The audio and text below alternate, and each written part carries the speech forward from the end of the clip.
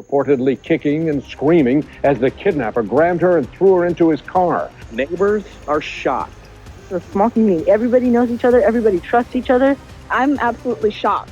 I mean, personally, I never expected anything like this to happen in the community. So I have to beg you all to help me. Make sure that we can stop these crimes against our children. Stanton, California. Stanton is a small city in Orange County, located about 26 miles southeast of downtown Los Angeles. One of Stanton's residents was a little girl named Samantha Runnion. Samantha's mother, Erin, worked as an analyst at British Petroleum in Long Beach, California. She decided to move to the Smoke Trip condominium complex. The complex is in Stanton because it was safe, a family-friendly place. The neighborhood was very close-knit, the kind of place where, as one of the residents explained, the garage doors are always open and people talk to each other. The complex was always a hub of activity because there were many children in the neighborhood. They were always outside playing in the courtyard. Samantha was often among those children. When her mom came home from work, she would hide and then jump out to playfully scare her. Her mom always reminded her that she shouldn't go beyond the edge of the yard. Erin said that Samantha was kind, loving, just the way a child should be.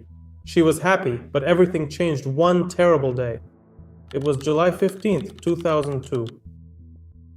5-year-old Samantha and her 6-year-old friend Sarah were outside playing. Samantha was being watched by her grandmother while her mom and her mom's boyfriend were at work. The two girls were sitting together, laughing and having fun with a board game, just enjoying a normal day. In the middle of their game, a green car drove past them. It circled the block and then came back again. A man got out of the car and asked the girls if they had seen a puppy. He said he was looking for his missing chihuahua. Samantha asked him how big the dog was, and in that exact moment, everything changed. The man suddenly grabbed her and dragged her toward the car. Samantha fought back and screamed, desperately trying to break free. She yelled to her best friend, "Run! Go get my grandma!" But within seconds, she was forced into the car, the door slammed shut, and the driver sped away. In a single moment, the lives of so many people were changed forever. Lured into a car by a stranger. One of the latest on the kidnapping in a live report. The child was reportedly kicking and screaming as the kidnapper grabbed her and threw her into his car. Right now, an intensive search is underway. Samantha and another little girl were playing here on a small street in the Smoke Tree Townhomes complex. Around 6:30 this evening, a man drove up to the girls and asked them to help him find his puppy. When Samantha bent over to ask him about the size of the dog, he grabbed her and drove off. Samantha's grandmother was just around the corner, didn't see anything. Neighbors are shocked. It's a small community. Everybody knows each other. Everybody trusts each other. I don't know what kind of sick person would do this. I mean, come up in here? What's wrong with them? I'm absolutely shocked. I mean, personally, I never expected anything like this to happen in the community like this. Everybody around here, basically watches out for each other, and when something like this happens, it's depressing and shocking at the same time. Samantha Runnion was born on July 26, 1996, to her father Derek and her mother Erin. Later on, Erin and Derek separated, and Derek moved to Sunderland, Massachusetts, but he stayed very close to Samantha. "I loved her so much," he would say, remembering the letters and packages he sent her, and all the times she came to visit him. Samantha loved sunflowers, superheroes, princess costumes, and the Disney movie Hercules. Hercules was her favorite hero, and a poster of him hung right above her bed. She was a bright, advanced student who had just finished first grade, and now a massive search had begun to find her. From the moment Samantha was taken, the investigation carried a sense of desperate urgency. Not just because she had been abducted in broad daylight, with her grandmother inside the apartment and her friend standing right there, but because every single second mattered. Her description was released to the public. She was wearing a white blouse, red plaid shorts, and pink sandals with little green frogs on them. "We love you. She is my dear little Linda. Please let her go." Search teams and volunteers continued a large-scale operation. The parents were frightened. This was a place that had always been considered safe. A small, friendly town. But now everything seemed much darker and heavier. Even though she was only 6 years old and had just witnessed something incredibly terrifying, Samantha's friend showed remarkable courage and clarity of thought. Even in a state of shock, she was able to give investigators a detailed description of the man. who kidnapped Samantha, as well as the pale green car he drove away in. She described him as a man with slicked back black hair and a black mustache. Her testimony helped artists create a composite sketch which was quickly released to the public. And within a few hours, law enforcement began stopping hundreds of cars that even remotely resembled the one she had seen. Her ability to remember details played an exceptionally important role in advancing the investigation. This became one of the very first and most critical leads in the search for Samantha's abductor. Reports started coming in from all across the region, and before long, the story had captured the attention of the entire country. The fact that a child had been taken in broad daylight deeply shook the community, forcing many parents to question just how safe their streets really were. People held on to hope and prayed with everything they had, but just 24 hours after the abduction, that hope was shattered.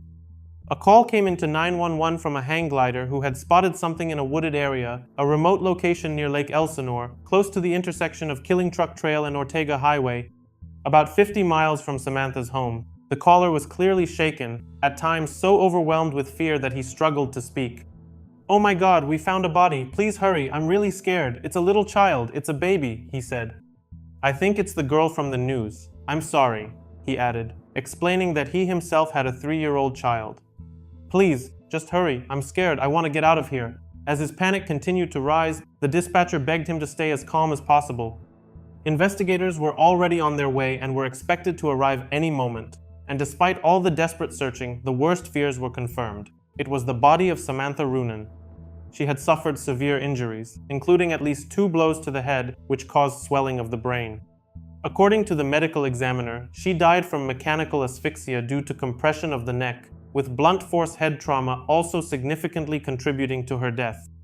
At the same time, the examiner was unable to determine exactly what had caused the compression of her neck. Investigators also noted that the positioning of her body suggested the involvement of a dangerous predator.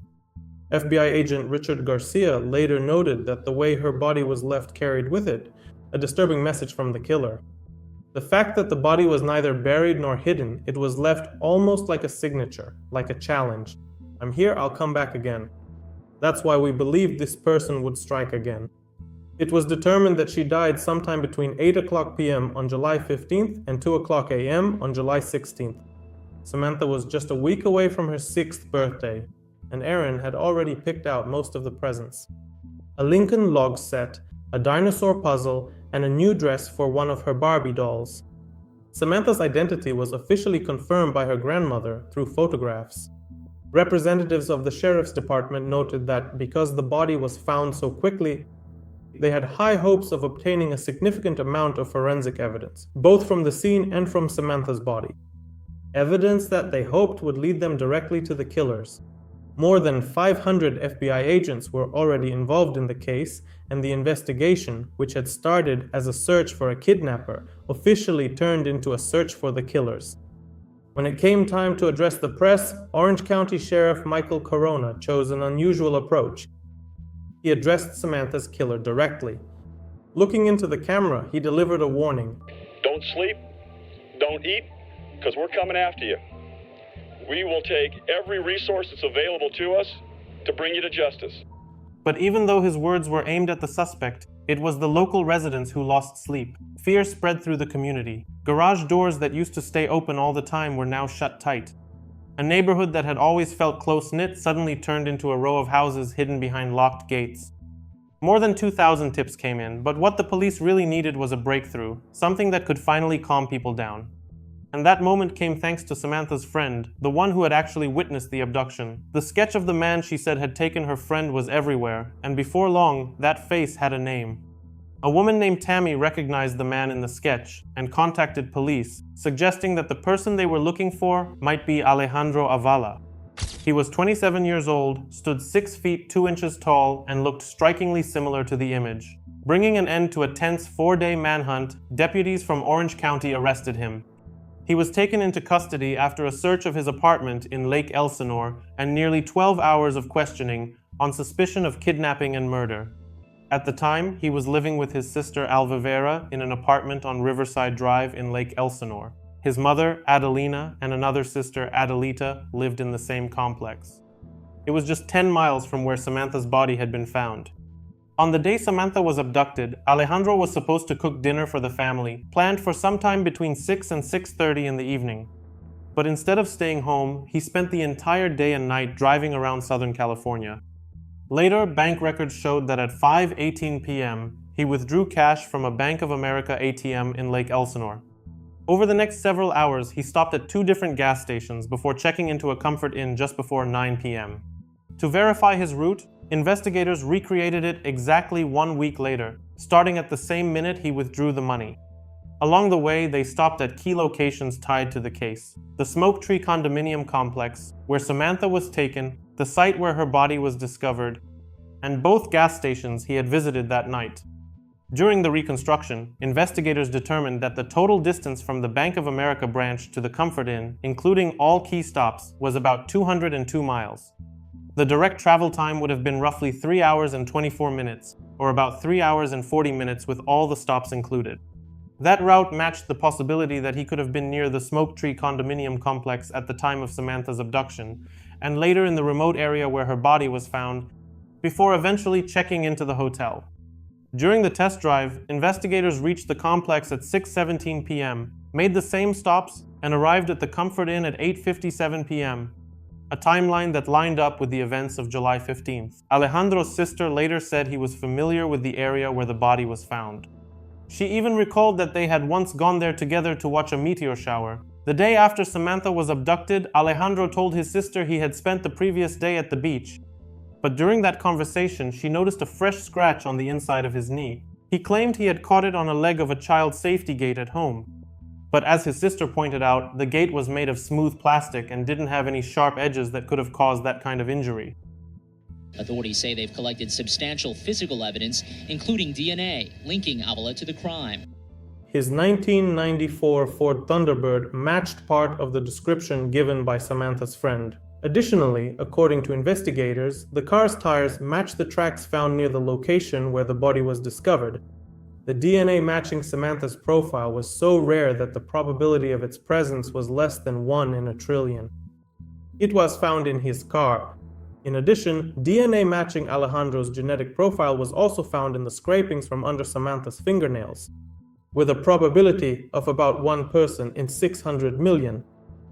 The evidence strongly indicated a physical struggle between them. Near the tire tracks, footprints, shoe prints, and a single bare footprint were also found close to Samantha's body. None of the shoes seized from his apartment during the search matched these footprints. However, surveillance footage from one of the gas stations he visited that evening showed that he was wearing athletic shoes. Records from a local shoe store confirmed that back in September 2001, he had purchased that same pair of size 12 sneakers.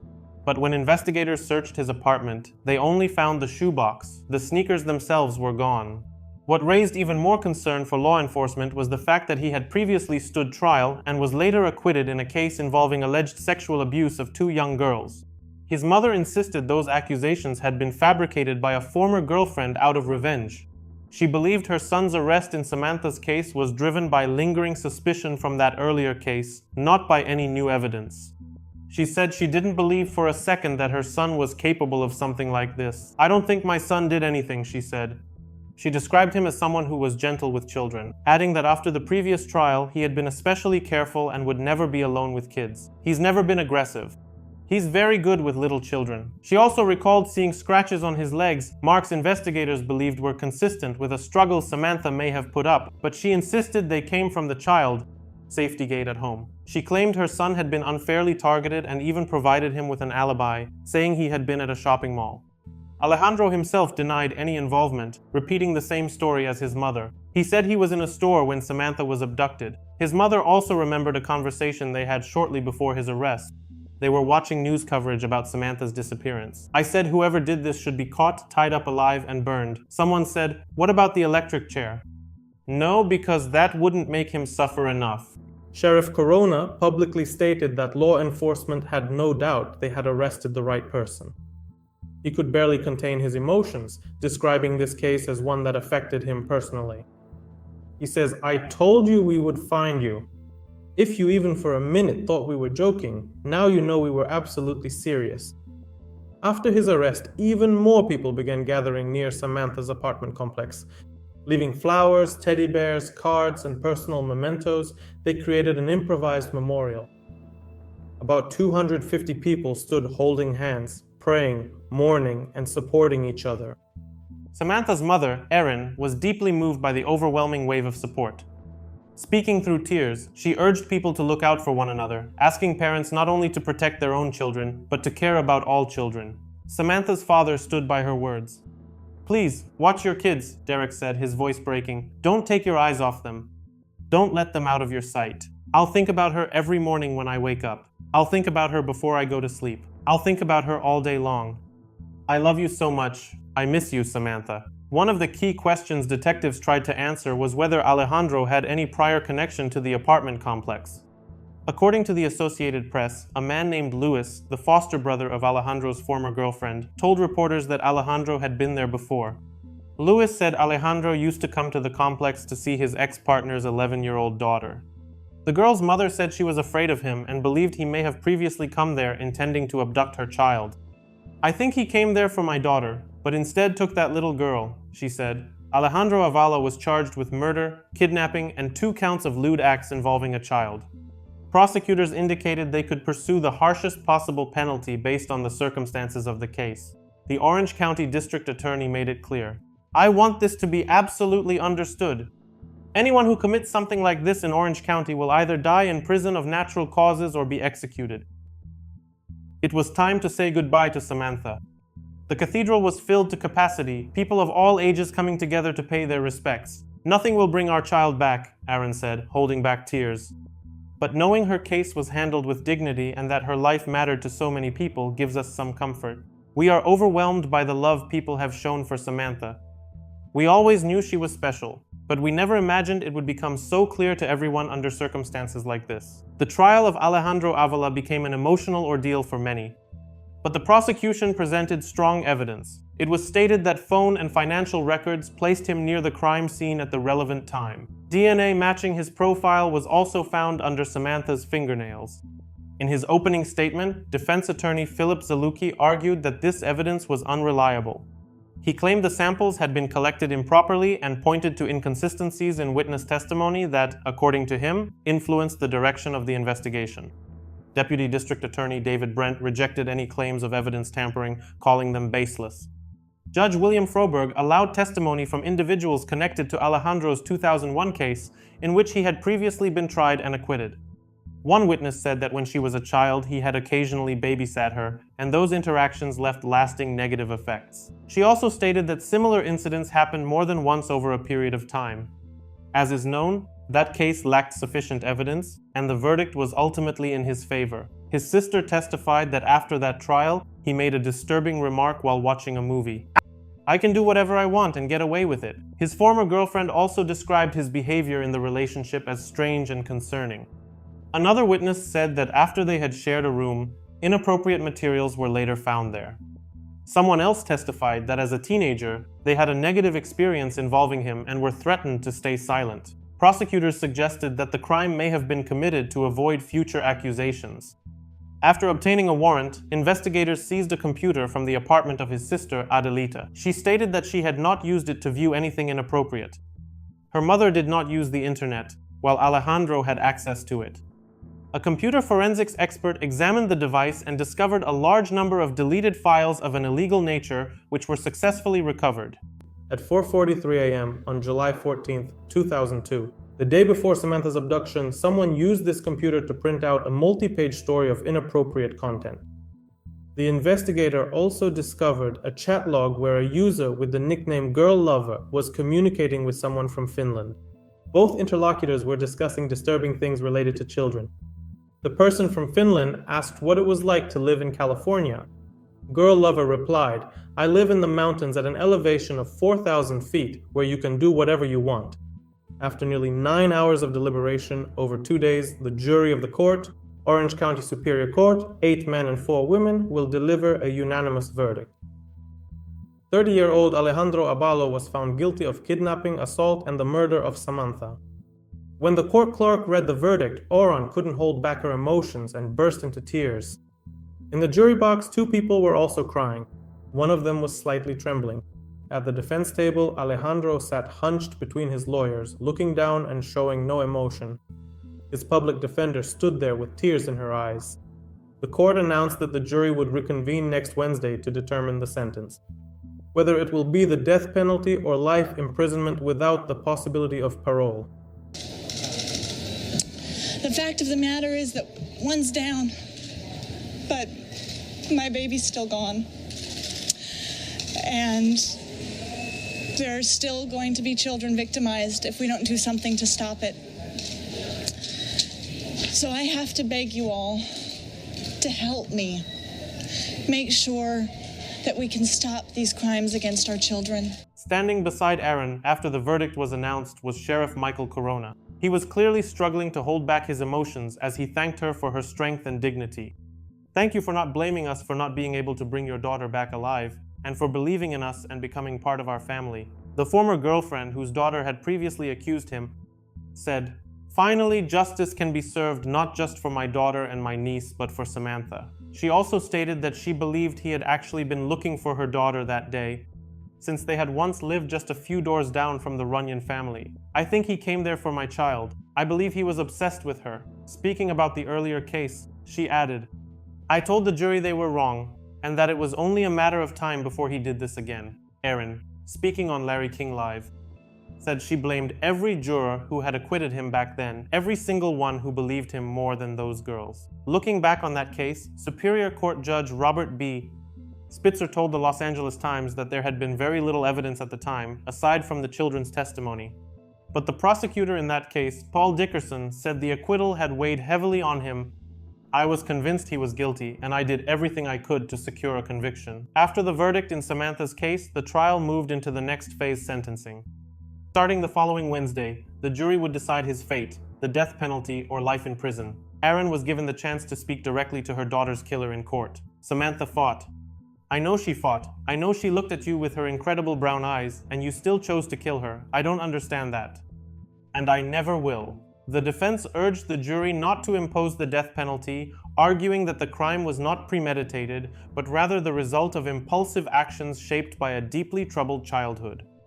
Alejandro's life had been marked by instability and violence. Back in 1989, his father was arrested for child abuse, and the children were removed from the home. His father, Rafael, was later convicted in connection with the fatal shooting of a neighbor when Alejandro was just 17, eventually pleading guilty to manslaughter. Years later, his brother Juan was found dead in Mexico with a gunshot wound to the back of his head.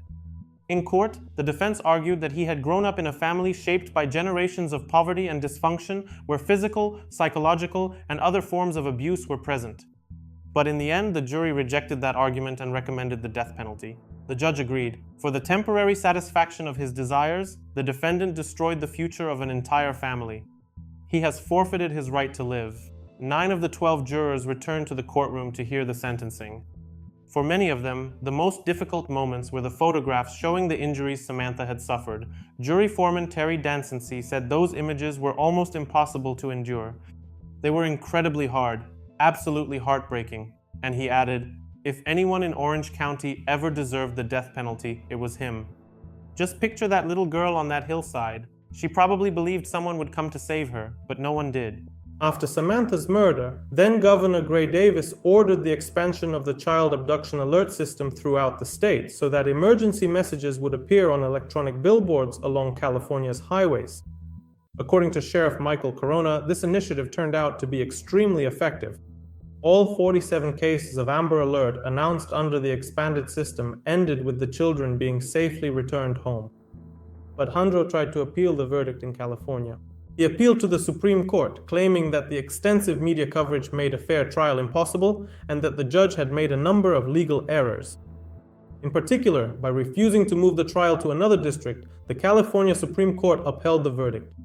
In their decision, the judges noted that the trial was not biased, and the evidence presented convincingly confirmed both the guilt and the sentence imposed. If I could motivate all of those people who cried for Samantha, who cared for her, who were outraged, to show all of that energy to the children that we could still protect, then we could prevent these crimes from ever happening again.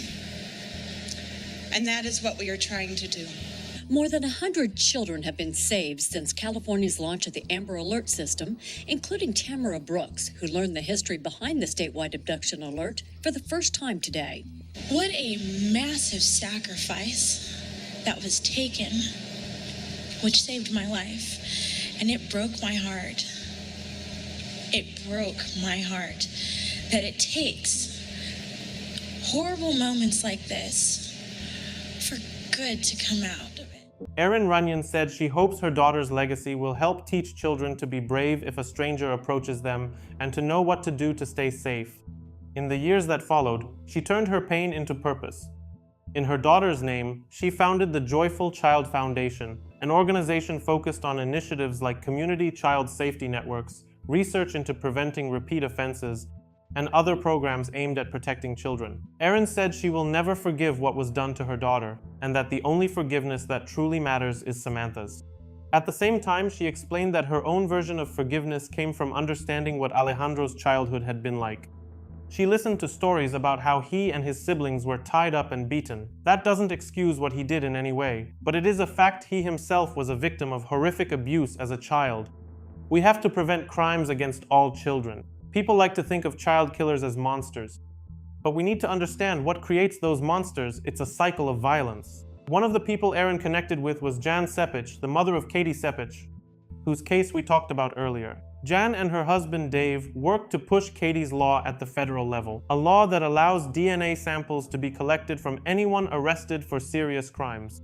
Before that, DNA testing was only done after a conviction.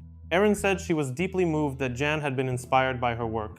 Samantha Runnion was only 5 years old, but she left behind a light strong enough to change lives far beyond the small yard where she once played. She was bright, imaginative, and carried that rare kind of courage you only see in children. And when we remember Samantha and the legacy created in her name, it's important not to forget the little girl who was with her that day. Despite the fear and trauma she went through, her courage at such a young age played a crucial role in launching the investigation. Her quick thinking and ability to remember key details helped investigators move closer to the truth. Erin went to Sacramento, Washington, and anywhere else she needed to go to get laws changed. Part of the reason I think I have managed to continue this work for 20 years is because I know that most parents can't. And as long as I can,